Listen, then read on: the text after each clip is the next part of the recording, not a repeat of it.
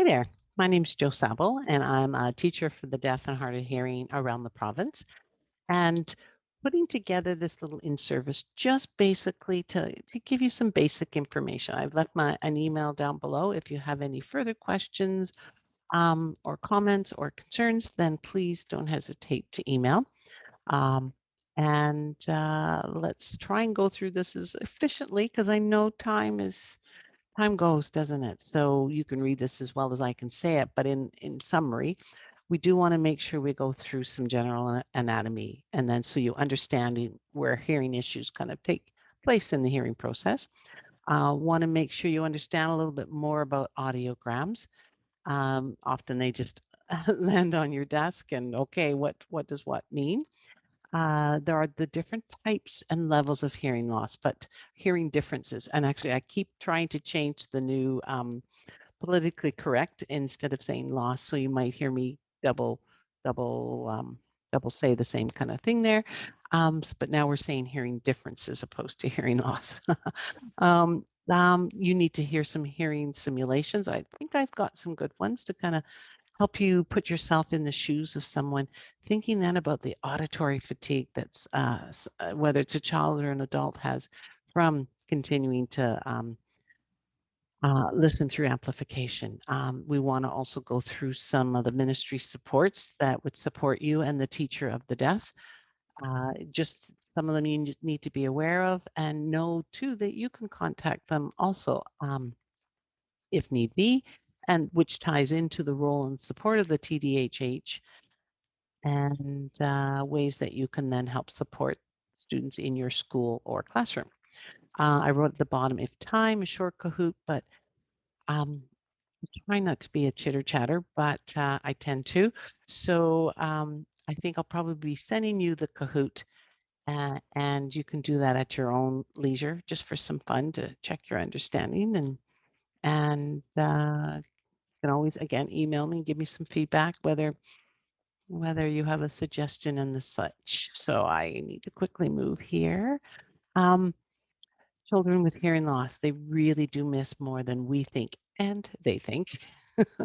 um, there is a small video explaining a little bit more about this kind of information.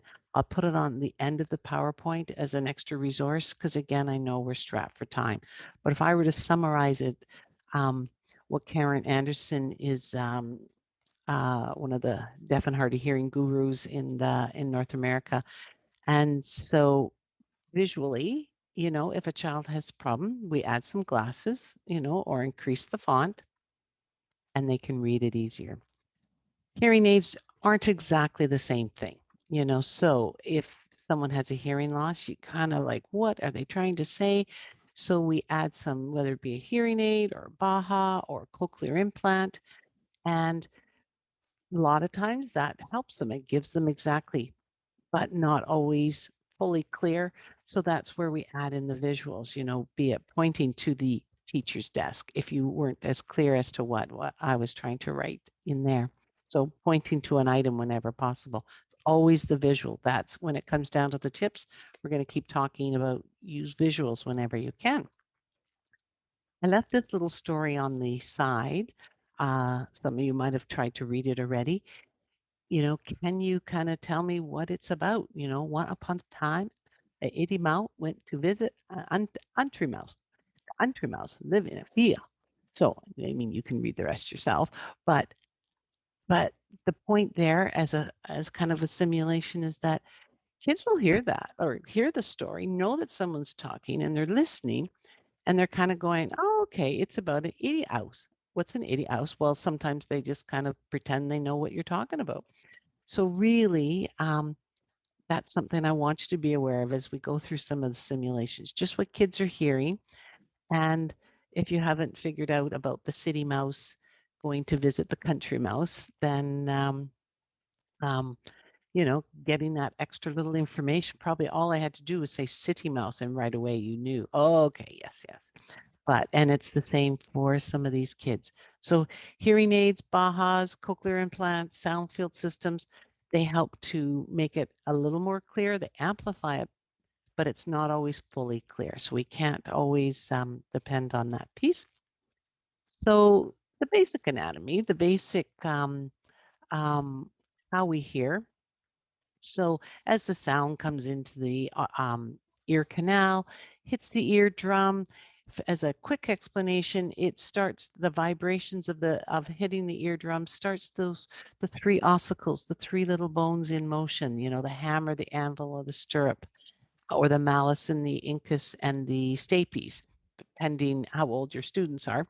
um, as that starts the motion, and if all is well in the middle ear, the vibrations split second into the oval window into the cochlea. Now, quite often, this is where a lot of the issues um, occur for our hearing aid users, and it's the nerve endings in the cochlea that have either become damaged or hereditarily, they students are born without the fully developed all the fully developed nerve endings, and as the sound waves kind of travel through the cochlea up through the auditory to the nerve, if all is functioning well, that's good. But for our children, it can happen in kind of the two different areas, whether it be in the middle ear or the inner ear. And if you hear of or read on a report and they talk about conductive, that's typically here in the middle ear, um, be it a hole in the eardrum or misformed three little bones. Sometimes doctors can surgically fix that and get that back in motion. Tubes that help to drain the excess fluid or any kind of other medication. So that's typically conductive, that's temporary. Not to say that temporary always can be temporary. There are cases where a student might have a conductive loss and over time it never repairs or gets better. So I guess in that sense it becomes permanent, but it's indicated as a conductive because it's in the middle ear. The inner ear, typically always sensory. Well, it's sensory neural. It's permanent. You might hear of cochlear implants. Um, that's where, though, if they implant the electrode, which is a whole other discussion, but when they, implant the um, the electrode into the cochlea, the challenge there is that that can uh, clear off any residual, any hearing that you typically did have with any of your shorter nerve endings and the such. So they take cochlear implants very seriously, whether or not they're going to implant someone or not. Typically, as we get later on into our little discussion on the audiogram, when someone has a profound loss and won't benefit from hearing aids, then, then they would consider this. Okay, so and a mix, there are mixed. You could have a mixture of the two. But again, the vocabulary around sensory neural, permanent in the inner ear, conductive, temporary. Okay, so I've moved myself down out of the way so that you can read if you so choose. But here's what a typical, not everyone will get an exact, but along this lines, audiogram. And so what I tend to do is I like to transfer it to what we call a familiar sounds hearing loss, hearing audiogram. And so you can see here they have the speech sounds on there, and that to me gives the visual. So we take the X and the O from the audiogram, and you can see if you could visualize the audiologist um, is able then to kind of put some gain. The hearing aid might bring, if I were to put A for hearing aids, I might have some A's kind of just up here in the same kind of slope or curve, just indicating that, and that brings that up. So here on this one, if the hearing aids are, if I kind of follow the same kind of slope, then they can kind of bring that up this way. Okay, so you can imagine, like I think I was saying on the last slide, if someone has a profound loss down here, way at the bottom, then how high, how much gain or amplification can they give the student? And so will they hear those speech sounds? So it's this, you might hear it referred to as a speech banana, um, and the such, but they need to hear these speech sounds in order to make sense of the of what they're hearing. And put that all together, auditory fatigue, background noise plays a lot in their ability to hear what's been said. So again, they're only hearing what's below these lines without their assistive listening devices. And if you could visualize that line, again, it's still with the hearing aids, it's still everything just below. Okay. I'll leave myself at the bottom here. Uh, there are those different levels. Okay. And not to be taken, like if we say someone has a mild hearing loss, they can sometimes have just as much of a challenge with their reading and their writing as someone with a moderate to severe. Someone with a moderate to severe or moderate loss seems to go along quite easily. So who can kind of decipher why that is, but just because someone has a mild, and I've heard some discussions on that, like why do we even use that word mild? Because it right away makes you think, oh, it's just a little hearing loss. They're fine. But sometimes that is not the case. So we need to kind of be aware, like know whereabouts what sounds they're hearing, but at the same time, um, be aware that it just because they are hearing all those sounds doesn't mean they're processing all those sounds. So again, just to help you with the audiogram to make sure you're understanding, your normal hearing, up in like the 10 dB, mild here between like 25 and 35, 40, 50 comes into the moderate, and these are the decibel levels. So when you're looking at an audiogram, and let's use this one, I'm going to continue on this one here. The top of the audiogram is talking about frequency or pitch, and so that's kind of low sounds up to high sounds. And the decibels are then here down the side. Let me go back to this side one over here. And it's, yes, the soft sounds down to the loud. Not totally sure why I put both of these in here, but I think I like the color coding here. That kind of goes, oh, okay, so as we get to them kind of in here. So back to here, the familiar sounds, it has some of the items, which again, helps hopefully you understand, the rustling of leaves. Of course, that's at the 0 dB. Birds chirping, that's that higher pitch sound. Later on, we'll kind of add in and talk about, the challenges behind a high frequency loss. It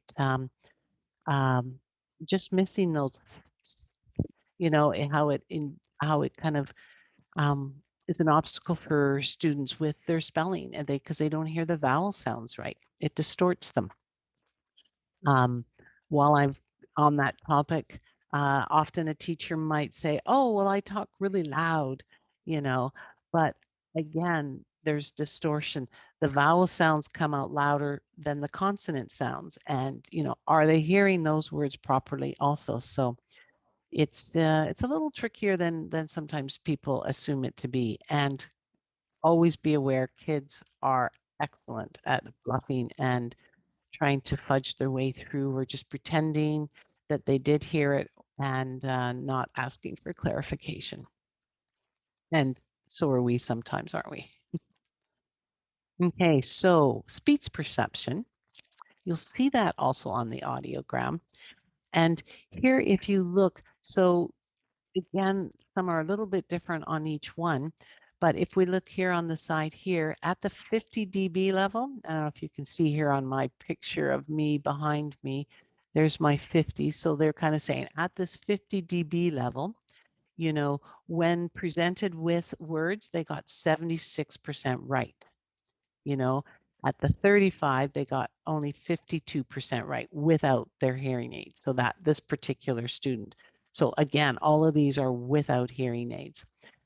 This is a different student and a different health unit paper, but along see they've taken the right ear and the left ear and the aided ear. And you can see then This student here had quite a bit more accuracy at the different recognizing words and being able to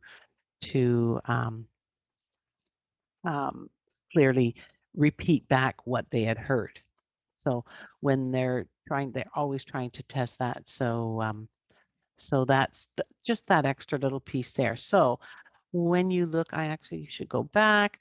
I'm going to send you this one. And what I was thinking and wondering is that I'm going to send this as a Word document. You can get them off the internet also. I look for familiar sounds audiogram. But if you were to transfer, let me go back to this one. You take the student's audiogram, transfer those X's and O's on the same grid. Look down the frequency and at the decibel level. So here at 250, we go at about 35. So at 250, go at about 35 and then put that X and O and then continue on. I think you get the idea of what I was doing there. Okay, so I really encourage you to do that. I find for myself too, it really does visually help right away. Yeah. So I mentioned on the top there, we're using the phrase hearing levels opposed to hearing loss. And it's not that hearing loss is such a terrible word, but when we think back, we used to always say hearing impaired and then the connotations around impaired. So I'm going to try and transition myself to hearing levels and I was going to say and the such. I do say that a lot and the such, but I want to show you here. I've got, again, I'll send this PowerPoint to you, but we will play this one here showing the different hearing levels. What's not as ideal is some ways are they just lowering the temperature or lowering the volume. So let me click that here. Let you listen for yourself. I read in the newspaper today that a new theatre is opening. Isn't it great? Sure is. What plays are they showing? I think it'll be the one we saw last year. Do you remember? Yes, I do. Do you want to go and see it again? The play is so good, it'll probably be worth it. You're right. It's always interesting to see if they do it a different way. The director is relatively unknown as well. These new directors usually have a different perspective of showing things too. We should see that play. Good. Let's ask some friends. I'll find out who's interested. Okay. I guess we'll have some time to make arrangements, right? The theatre won't open for another 4 months, but I'm sure they'll start selling tickets soon. In that case, we should buy the tickets. They'll sell out fast. Right, let's find it good.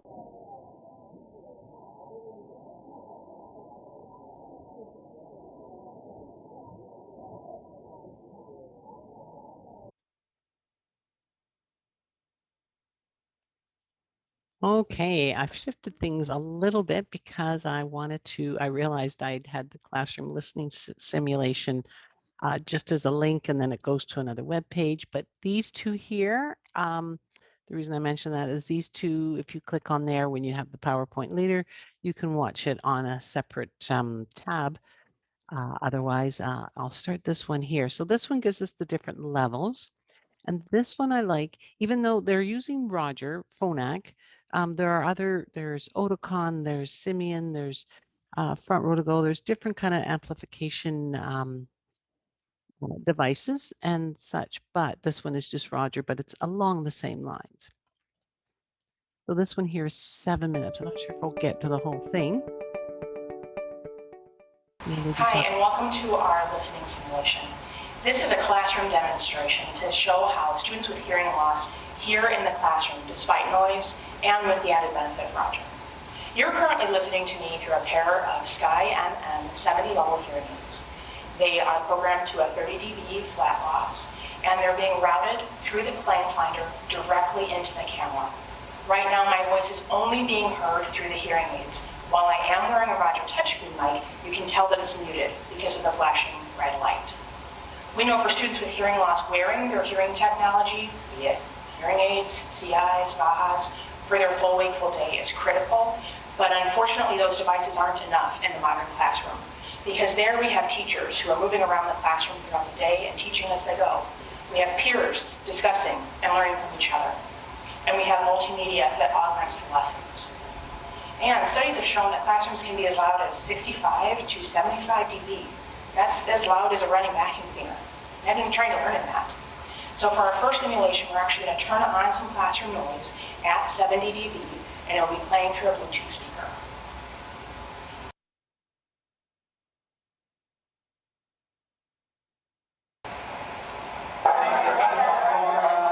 Today, children, we are going to learn about space exploration. With the Artemis project, NASA will land the first woman and the next man on the moon by 2024, using innovative technologies to explore more of the lunar surface than ever. Now, I've unmuted the touchscreen mic, and I'm going to reteach that passage. I want you to think about the speech intelligibility and the level of effort that you have to put in to hear it. Today, children, we're going to learn about space exploration. With the Artemis project, NASA will land the first woman and the next man on the moon by 2024, using innovative technologies to explore more of the lunar surface than ever before. In the second part of the simulation, we're going to consider what happens in an interactive classroom when students have questions, but only the teacher has a microphone. Okay, class, we are going to conclude our unit on space this Friday with an exam, so this is your time to ask me any questions that you might have. Yes, Steve? Is the test going to be open? It will not be. So we're going to do that again now, and the next time Steve is going to use the pass-around mic. Okay, class, we are going to conclude our unit on space this Friday. Does anyone have any questions?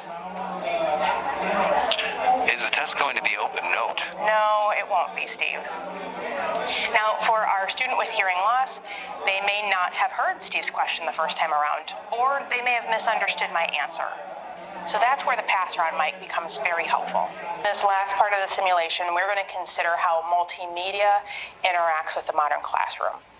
Our multimedia hub can be plugged into any instructional media source. And you know what, so can our touchscreen mic, so you might be wondering, why do I need a multimedia hub if I already have a touchscreen mic? Where this device becomes helpful is if the class is going to be watching a video and the teacher is going to be talking during the video. So let's take a listen to how this works if only the touchscreen mic is plugged into the computer. Class, in our exam on Friday, this video is going to be 10% of your score, so I want you to pay close attention to it. It's a speech by President Kennedy, and there's some facts and figures in here.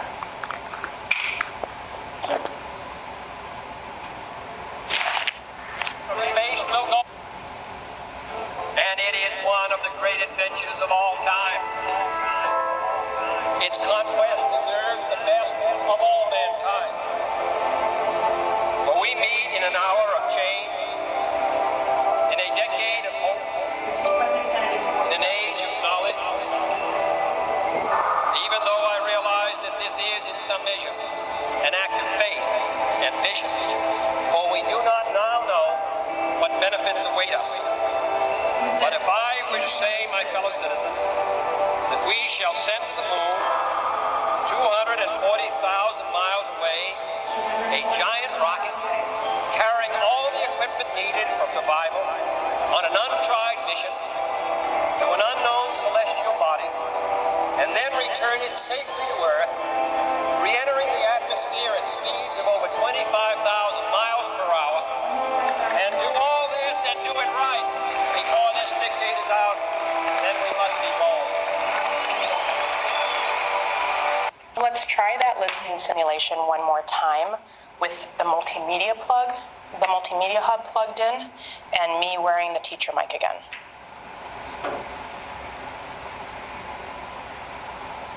Exploration of space will go ahead, and it is one of the great adventures of all time. Its conquest deserves the best of all mankind. That's President Kennedy's voice. For we meet in an hour of change, in a decade of hope, in an age of knowledge. Even though I realize that this is, in some measure, an act of faith and vision, for we do not now know what benefits await us.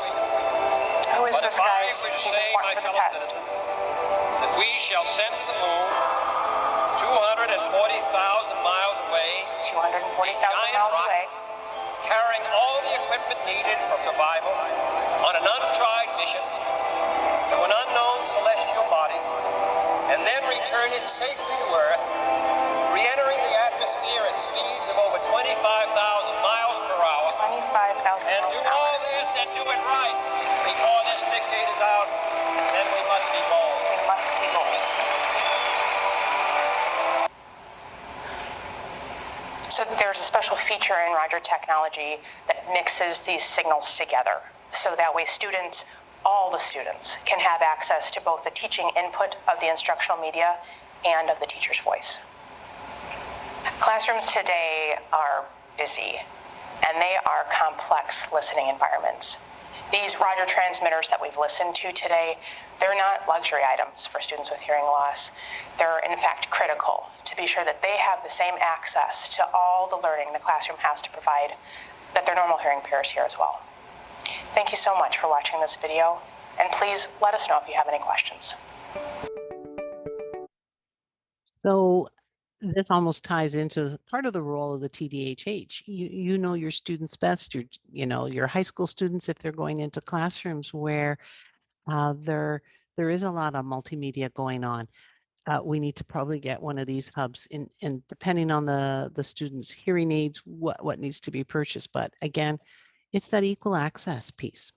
Okay, so my next little piece here, I'm not sure if we're going to have time. I'll put this in and take it out later if we need it. But what I like about this is that now you have hopefully a little bit more of an understanding about the low speech sounds to high pitch, and then the decibel from soft to loud. You can see here some of the speech sounds. They've taken away some of the speech sounds. So this is kind of the presentation I like to give. We'll just do 3 of the words. I like to do this in a classroom too, because it's a little interactive for the kids. They think they're having a spelling test. And so just listen to the first 3 words. Darn, it went backwards. I got to click right on there, I think. Word number 1, shoe. Word number 2, tree. Word number 3, mall. Okay, so we could continue on again with the PowerPoint. You can listen to them all. We've increased some more speech sounds, so does it make it a little easier? Let's see. Word number 1, shoe. Word number 2, tree. Word number 3, math. So I'm guessing many of you probably got quite a few of them. Word number 1 was shoe. Word number 2 was tree. Word number 3 was math. And so about that. And anyway, time escapes, and I wanted to make sure we had some time to talk about ministry supports. So again, in tying with the role of the TDHH, the auditory outreach is where we get all our equipment and borrowing forward from the ministry, the FMDM. FM meaning frequency modulation, DM digital. So now many of us oldies keep saying FM because we're just used to that. But it really has gone from frequency to digital. So that's why the change there, digital. A lot of us sometimes do FMDM slash. If your student has cochlear implants, there's a few more services that the ministry provides with an SLP.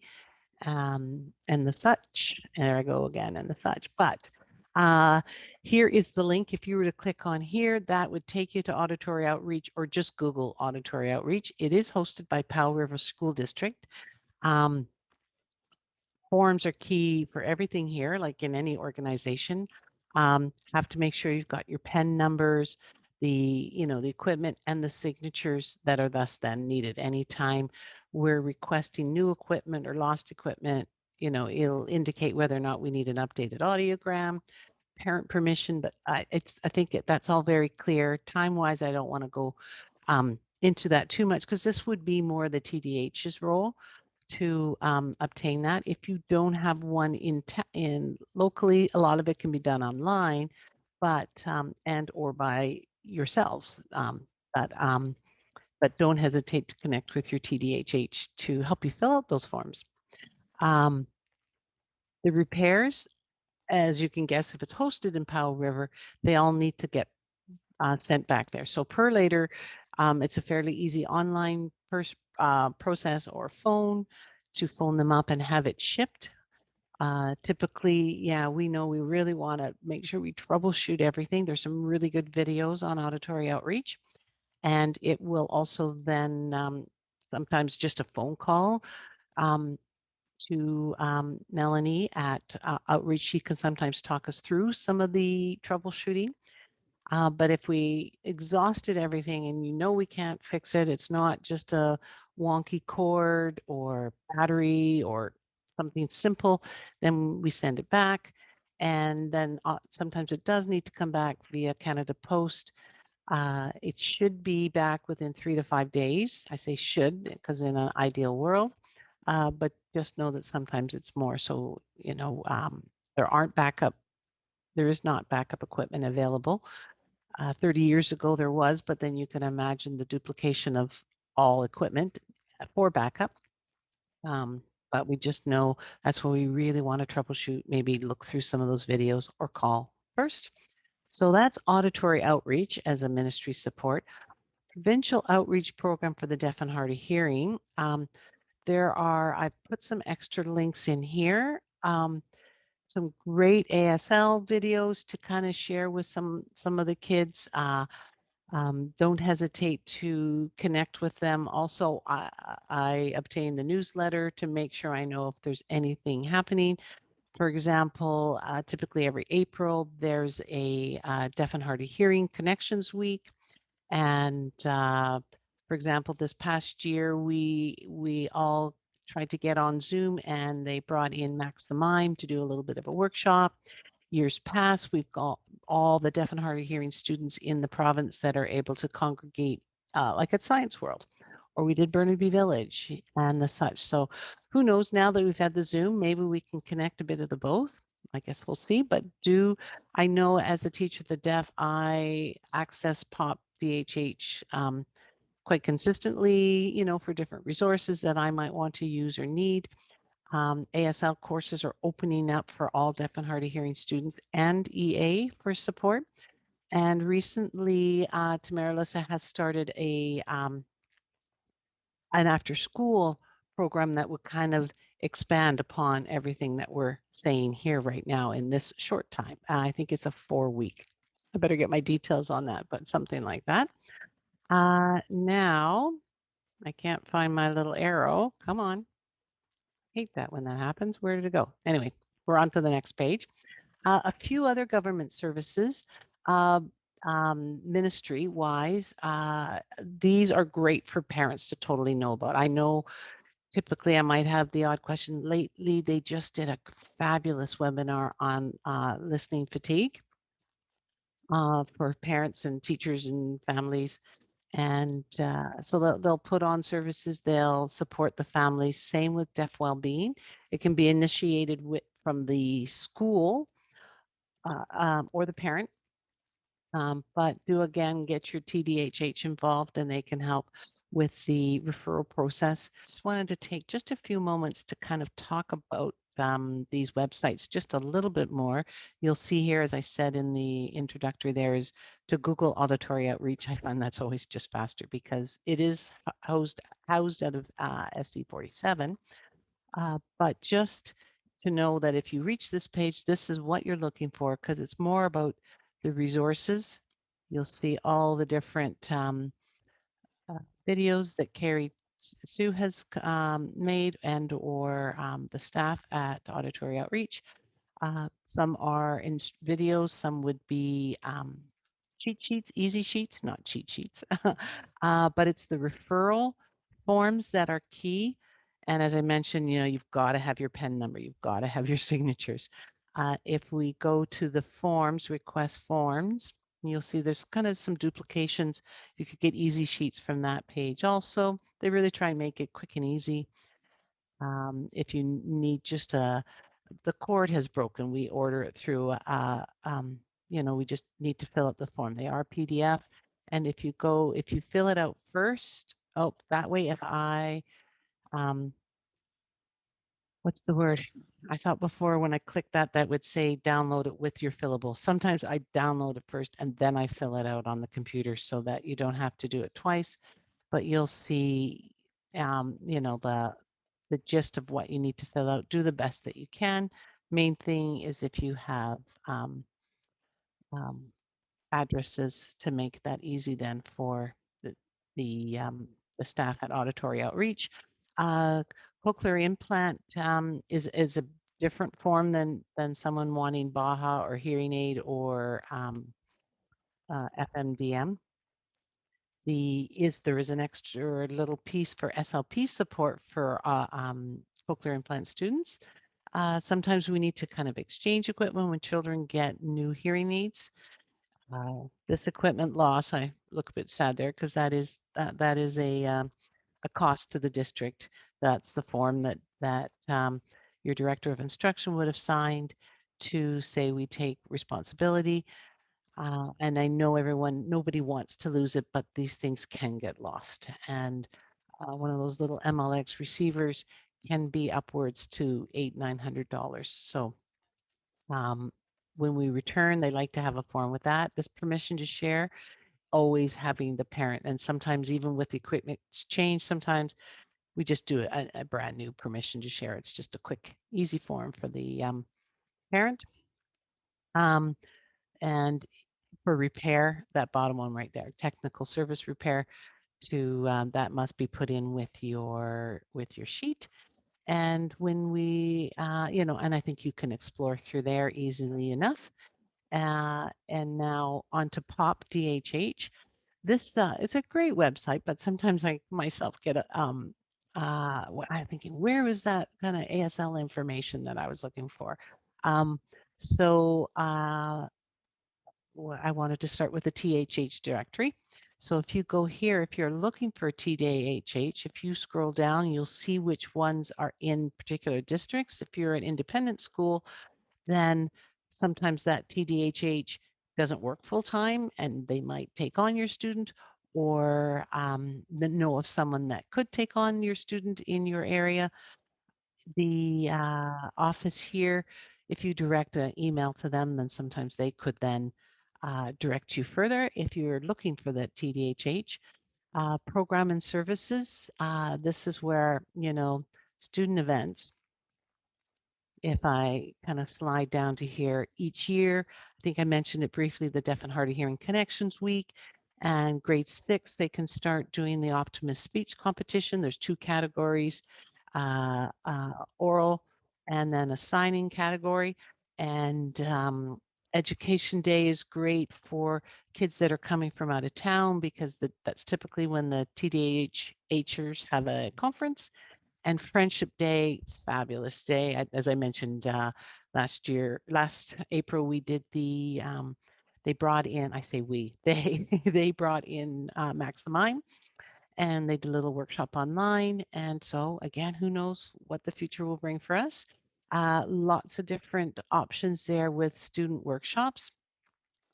And if I go to here, this is something it's not that they didn't offer ASL in the past for EAs and students, but this is a nice little, ignore that 2020. It was actually supposed to be 2021.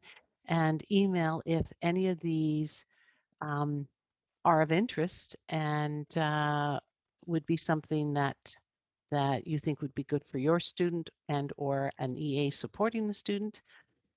Story time, click here to see videos, and you'll see it's John Warren is one of the he's the ASL specialist, and you can see here of a lot of really previously recorded lessons that he's done for some of the students in the province, and I find I use them with some of my older kids that are just interested in learning a little sign because there's that introduction of vocabulary and then the story and as it goes on. One other thing I wanted to make sure I showed you. Oh, yes, the online training. Tamara Lister is the SLP and DHH consultant there. And this expands, I mean, here I'm talking quickly for an hour. Boom. But here, 6, I think I said on there 4, but it is 6 consecutive days. This was the spring, and I think signing up for the newsletter or keeping in touch with your TDHH or a TDHH, they can direct you to this online or yes, online workshop that POP is offering. And there is the provincial lending library, but you know, sometimes I mean, I would borrow maybe a level B testing kit to kind of try it out before we purchase it, you know, so there are different things there, but I won't get into that because I know time is just going to escape. Deaf and hard of hearing government services. This, again, I'm not going to go as much into deaf, speak English, but you will see the some of the services they provide. Parents are often connected to the provincial here, and I'm smiling because I, when I taught kindergarten at the provincial school in Langley, Scott here was in grade 1, so it was like, oh my goodness. So they do get older, don't they? So I think there's a little brochure too that you know makes it easy for phone numbers and emails, but they're very, very open and willing to just kind of get in there and help however they can. And I think you know, when you see Victoria Hill Dorm, that is part of their role too, with the Provincial School for the Deaf in Burnaby and the dorm there in Burnaby also. And last but not least here, deaf well-being. Now the little snippet that I took before, now that I open it up here, it did have referral forms, and now I don't see it here. But if just know that there, it's got to be there somewhere. But if you had a family that you felt might benefit, you know, they can put in the referral themselves, or you can guide them through the referral, and you know, make a connection with deaf well-being and see if this is something that would help support your student. So that being the kind of the 4 main services, but it's all about, you know, forms and signatures and connecting with your TDHH or with the or with the organization themselves.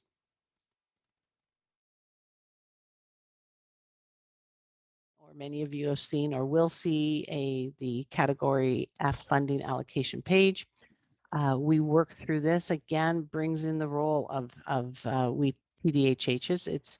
We would then need to kind of, I don't want to say sign off, but you know, be ticked off as the qualified teacher of the deaf and hard of hearing to provide the services to help in the conversing around the most appropriate goals around the hearing loss.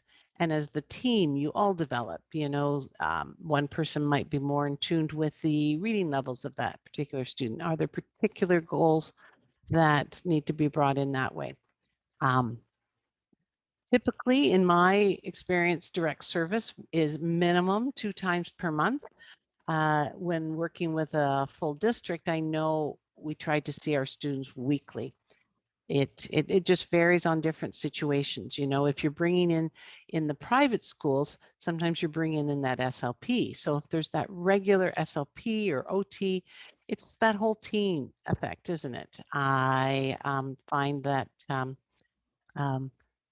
when there's the different pieces, how do we work together? We've got to always figure that out in each different situation.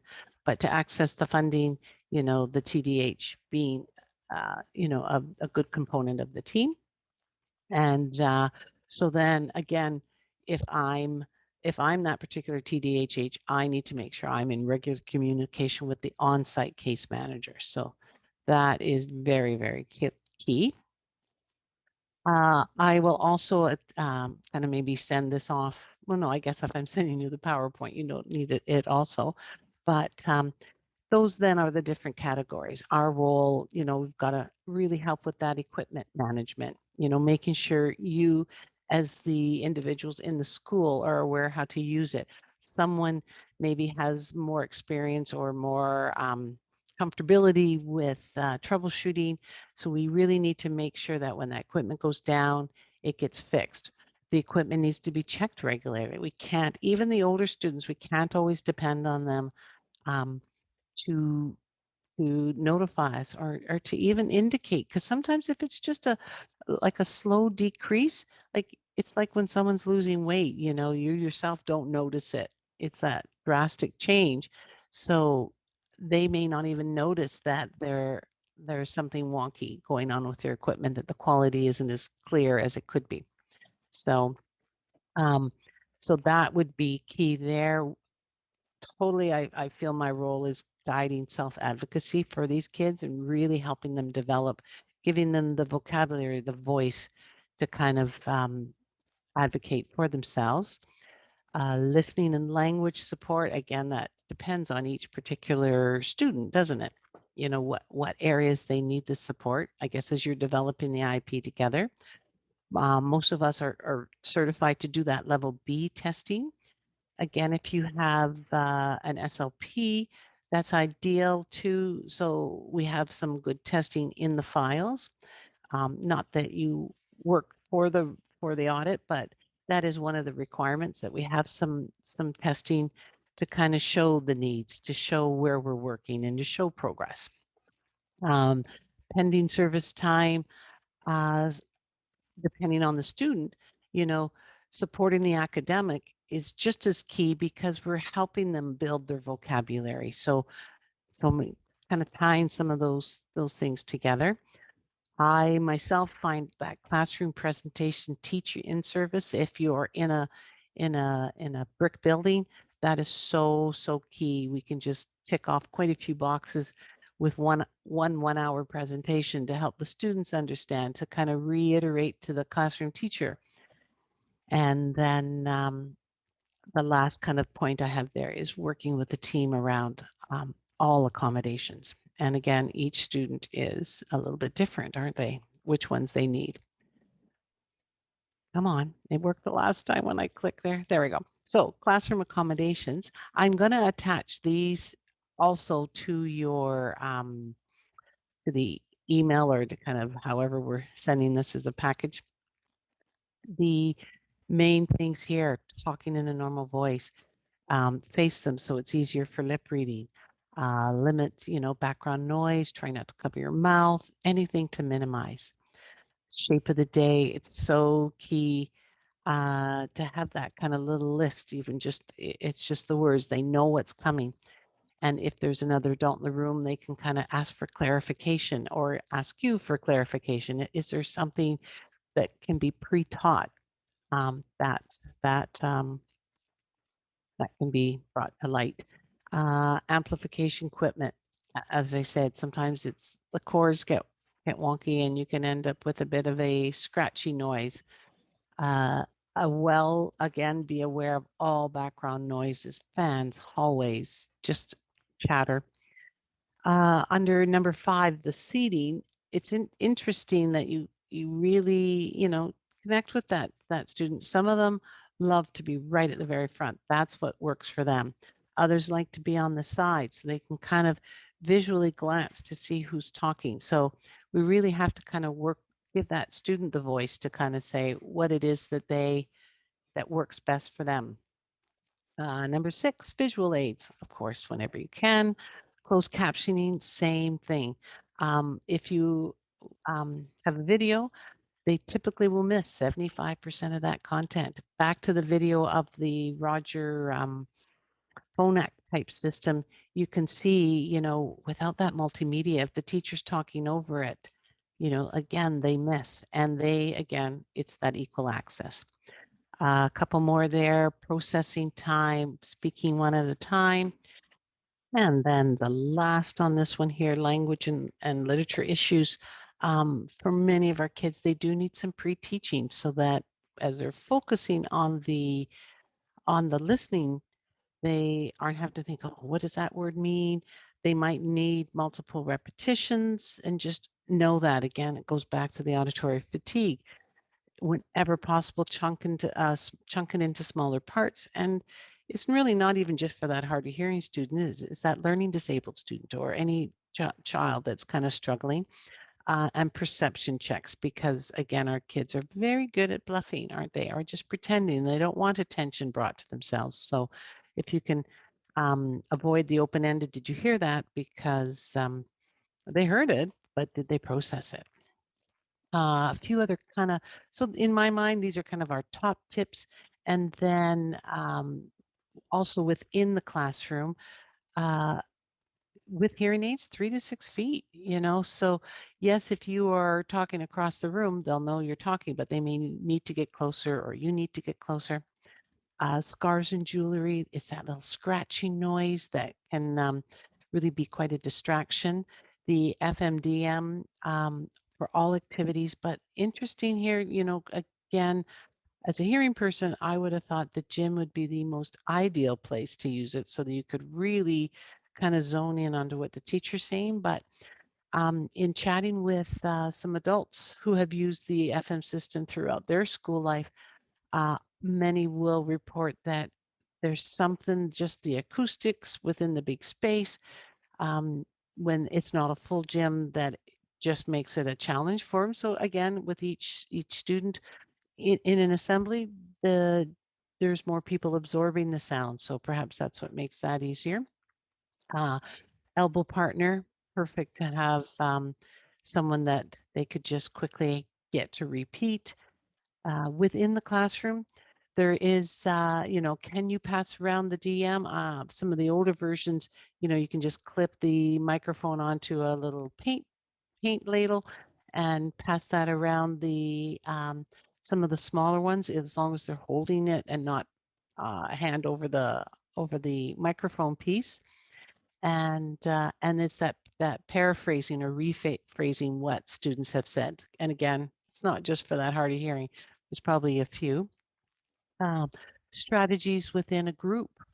If you've got the better technology that has the group mic, always, even if the student says they're fine, let's plop that into the middle of the table. Trying to keep it into a smaller group. And it's ideal too for as soon as the kids are old enough to teach students to record notes, or have like a note taker, kind of start to get that into system. There is Microsoft Translator, and that is actually getting more and more accurate at picking up all the different things, but that's almost a whole different webinar, isn't it? But if just know that that's out there.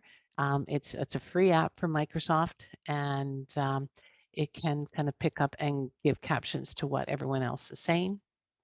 And equal access, back to the last little bit here, equal access to the curriculum. If you can provide copies of PowerPoints, something they can add notes to, because you can imagine is if you're trying to lip read and kind of watch and catch and put your head down to write, that can sometimes be the challenge. And so I hope that gives you just a general roundup of ways in which you could support our deaf and hard of hearing. I have a little Kahoot here that you might want to quiz yourself for your own understanding. If you've never used Kahoot, really, once you click that link, then it should open up directly to the Kahoot game, and then you enter your name and try it out. Okay, so last little page here, I just wanted to leave you with a few extra resources.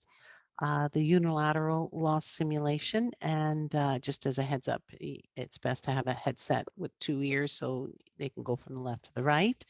Love this video on what it's like to read lips from the National Film Board. I think it's well worth having a peek at that and just kind of, wow. I think they've done a very good, very, very good job. What does a cochlear implant sound like? Now, before I click on this, I did create it into a tiny URL // online teacher in Surface for our classroom teachers. And the two main ones on there that I quite like are the 10 top tips video and the hearing loss in the classroom video. So I'm going to click onto this one, and I think that comes up just fine like this. So this is how this was made out of Google Docs and published to the web. So it kind of stays in this format. So this particular one here is when I did my little, glasses to hearing aids. That, see, if you were to watch that, you'll see the similarities in there. These are the two that we have already kind of watched. This is that 10 top videos. Oh, I didn't put down accessing to closed captioning, but I mean, these are still all here for you. But this one, I think I want to end off on this one. It is quite a Guys, one I've welcome always back. used. Monday morning. Hope everybody had a great weekend. For a child with hearing loss, no matter how good the technology is, they're listening through a damaged auditory system. We need to help them to hear what's happening in the classroom. If they don't hear the teacher, if they don't hear the questions and comments from other kids in the classroom, they're going to miss a significant amount of what happens, and that's not fair to them. We have to remember that classrooms are very noisy places. For a child to hear well in the classroom, we need to give them some special assistance. The first example we're going to show you today is to help you understand what a child with a hearing loss hears in the classroom with an FM system and what he would hear if we didn't turn the FM system on. So let's get it going. The teacher in this classroom has forgotten to put on his FM microphone. Without the microphone turned on, it's almost impossible for a child with a hearing loss to hear clearly. Let's listen to what a child with a hearing loss will hear with the FM unit turned off. I know that we had written down at least 2 or 3 ideas each, and we had written them down in our notebooks. So if everybody remembered to bring their notebooks with them, you can reach in your... Without an FM system on, the child is going to be hearing very muffled speech, or like they're listening from a very great distance. We were talking about geography, and we had a... Forgetting to turn on the FM system can happen to anybody, but don't count on the student to tell you if it's not working. Look for visual clues that he's confused, or watch the student trying to look around to see what's happening in the classroom. After a quick check, the teacher can turn on the microphone, check with the student, and make sure that all is working well. Okay, good. That gets the student back on track and gets the lesson going in the right direction. We sounding okay now? Okay. So Once the FM system is turned on, the student is hearing as if the teacher was standing right next to his ear. generated a list of which jobs were important to know geography. Making sure that the FM system works is the responsibility of both the teachers and the students. The students are responsible for advocating for themselves and should be encouraged to say something when the FM system either isn't working or is working poorly. As long as they can hear, they can compete. When there's only one microphone, we know the child will hear the teacher clearly, but they also need to hear the classroom discussion. If there's a pass mic, this microphone can be passed around from student to student, and then all of the students will have the opportunity to speak into the microphone, and the child with the hearing loss will hear everything they're saying.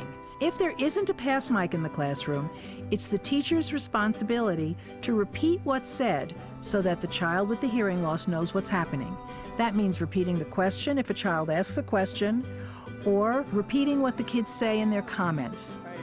Listen now to how other students' comments sound to a student with a hearing loss, and how disorienting it can be for a child when the teacher forgets to repeat the comments or the questions.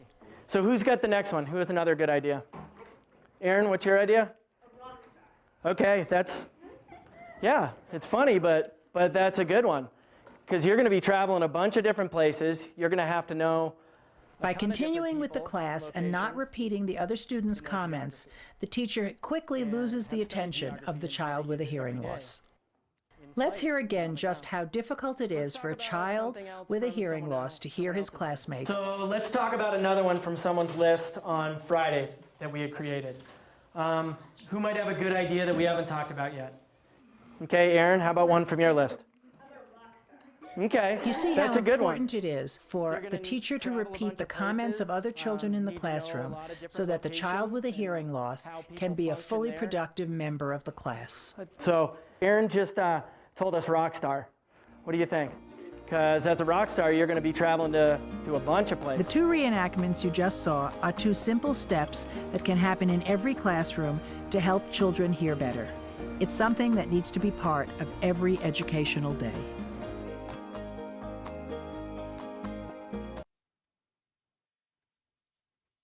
Okay, so I hope that's been helpful. Oops, I forgot to turn that one off. But anyway, I'll end it off here and email if you so need, if you have any questions.